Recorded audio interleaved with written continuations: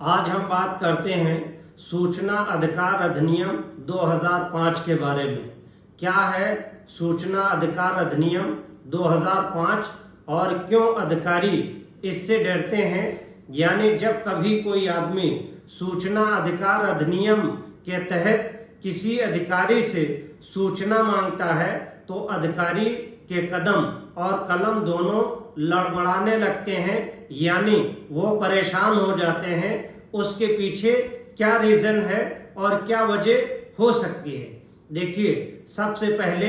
अगर कोई आदमी किसी अधिकारी को कोई पत्र लिखता है, कोई लेटर लिखता है या कोई रिप्रेजेंटेशन या प्रत्यावेदन देता है, तो वो अधिकारी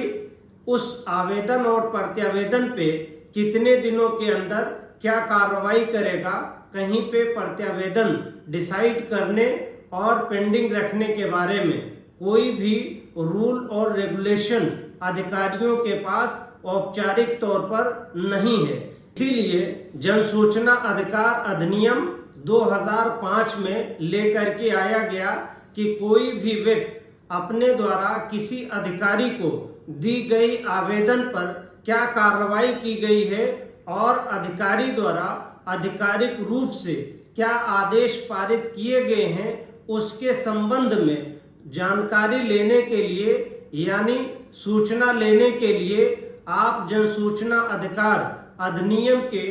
धारा 6 के तहत आप सूचना प्राप्त करने की प्रोफार्मे के साथ एप्लीकेशन फाइल कर सकते हैं। आवेदन फाइल करने के उपरांत 30 दिनों के अंदर जन सूचना अधिकारी को सूचना देना अनिवार्य हो जाएगा।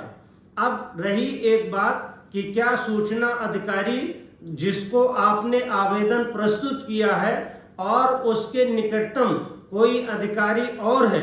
और जिसको आपने भेजा है संबंधित वो जन सूचना अधिकारी नहीं है, यानी आपकी एप्लीकेशन अगर किसी गलत अधिकारी के पास चली गई है, तो ऐसी परिस्थिति में क्या आपका आवेदन पत्र यानी सूचना एप्लीकेशन आपका निरस्त हो जाएगा या कोई और प्रावधान के तहत वो हस्तांतरित कर दिया जाएगा? तो सूचना अधिकार अधिनियम के 6 सब सेक्शन 3 के तहत ऐसी सूचना अगर गलत अधिकारी के पास पहुंच जाती है और गलत डिपार्टमेंट को पहुंच जाती है, तो वो डिपार्टमेंट संबंधित जन सूचना अधिकारी के पास धारा 6(3) के तहत 5 या 7 दिनों के अंदर उसको हस्तांतरित कर देंगे और हस्तांतरित किए जाने के बारे में